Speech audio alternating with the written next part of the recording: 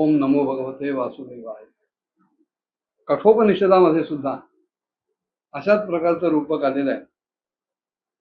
ते म्हणतं आत्मानं रथनं विद्धी शरीरम रथमेव तू बुद्धींतु सारथिं विद्धी मनः प्रग्रहमेव च.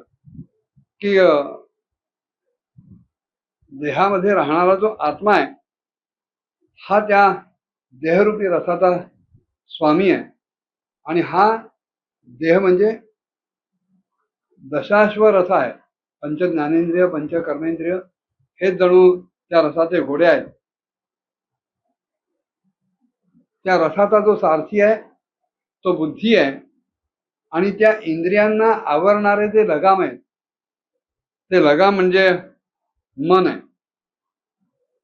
तेव्हा मनाचे लगाम खेचून बुद्धीनं विचारपूर्वक त्या पंच ज्ञानेंद्रिय आणि पंच कर्मेंद्रियांना योग्य दिशेने चालवणं जर घडलं तर हा रथ योग्य मार्गावर राहील आणि आत्मरूपी हा जो रथी आहे तो आपल्या गंतव्य स्थानावर पोहोचेल.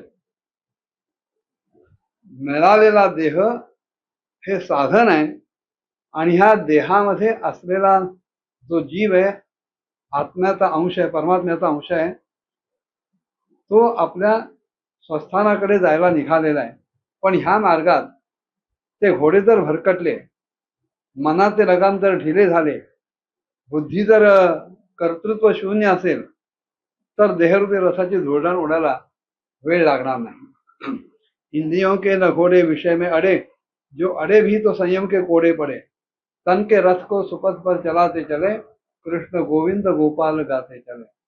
अशा प्रकारचं एक कवन होतं की आम्हाला भगवंताकडे जर जायचं असेल, जीवाशिवाचं जर मिलन घडवायचं असेल तर हा देहरूपी रथ व्यवस्थितच चालवला गेला पाहिजे. आणि त्यासाठी मनाचे लगाम हे घट्ट हातात धरले पाहिजेत. आणि ते घट्ट धरून ठेवण्याचं काम बुद्धीचं आहे. कारण बुद्धीचं सामर्थ्य म्हणजे विचार करणे. देवर्षी नारद पुढे सांगायला लागले की ज्याच्या योगे काळाचं ज्ञान होतं तो संवत्सराचा भाग म्हणजे वर्ष हाच चंडवेग नावाचा गंधर्व राजा आहे. आणि त्याच्या अधीन असलेले 360 दिवस म्हणजे हे 360 गंधर्व आहेत. आणि 360 रात्री म्हणजे ह्या गंधर्व स्त्रिया आहेत. आणि हे आळीपाळीने फिरत राहून माणसाच्या आयुष्याची हानी करत असतात. माणसाच्या आयुष्याचा वेळ काळ चोरून नेतात. देहाला येणारी वृद्धावस्था हीच साक्षात कालकन्या आहे. आणि ह्या कालकन्याला कोणीही स्वीकारत नाही. प्रत्येकाला आपण तरुणच असावं असं वाटत असतं आणि त्या दृष्टीने तो प्रयत्न करत असतो. ह्या कालकन्याला कोणीच स्वीकारत नसल्यामुळं तिने मृत्यूरूप अशा यवन राजाला विनंती केली की तू आता मला स्वीकार.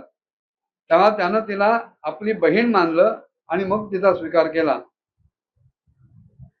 आधी म्हणजे मानसिक क्लेश आणि व्याधी म्हणजे शारीरिक क्लेश, कष्ट, रोगादी हेच त्या यवन राजाचे म्हणजे मृत्यूचे पायी चालणारे सैनिक आहे. पायदळ जे काही राजाकडे असतं ते यवन राजाचं पायदळ म्हणजे आधी व्याधी म्हणजे शारीरिक रोग आणि मानसिक त्रास हे आहेत. त्याचप्रमाणे जीवांना त्रास देऊन लवकरात लवकर मृत्यूच्या दाढेत घेऊन जाणारा शीत आणि उष्ण हा 2 प्रकारचा ज्वर जो आहे हा त्या यवनाचा प्रज्वार नावाचा भाऊ आहे. आणि अशा प्रकारे हा देहाचा अभिमान धारण करणारा जीव अज्ञानानं झाकल्यामुळं अनेक प्रकारच्या अधिभौतिक, आध्यात्मिक आणि अधिदैविक दुःखांचा अधिकारी होतो, ती दुःख तो भोगायला लागतो आणि अनेक वर्षापर्यंत तो ह्या मनुष्य देहामध्ये पडून राहतो. वास्तविक पाहता जीव निर्गुण आहे, परब्रह्म परमात्मा निर्गुण आहे, जीव त्याचा अंश आहे, तो निर्गुण आहे, निराकार आहे. पण देहात आल्यानंतर प्राण, इंद्रिय आणि मन ह्यांचे जे धर्म आहेत, गुण आहेत, ते आपल्यावर ओढवून घेऊन, आपल्यावर आरोपित करून त्यांच्या ठिकाणी मी पण आणि माझेपणाचा आरोप तो करतो. वेदांतामध्ये त्याला अध्यास असं म्हणतात. तस्मिंस तद्बुद्धी इति अध्यासा. जे जसं नाही ते तसं आहे असं मानणं हाच अध्यास आहे. निर्गुण असलेला जीव स्वतःला प्राण समजतोय, स्वतःला इंद्रिय समजतोय, स्वतःला मन समजतोय आणि त्या मी आणि माझेपणाच्या अभिमानानं बांधला जाऊन क्षुल्लक अशा विषयांचं चिंतन करता करता तो नाना प्रकारची कर्म करत राहतो. मग त्या कर्मांचा काय परिणाम होतो पुढच्या भागात बघूया. ओम नमो भगवते वासुदेवाय.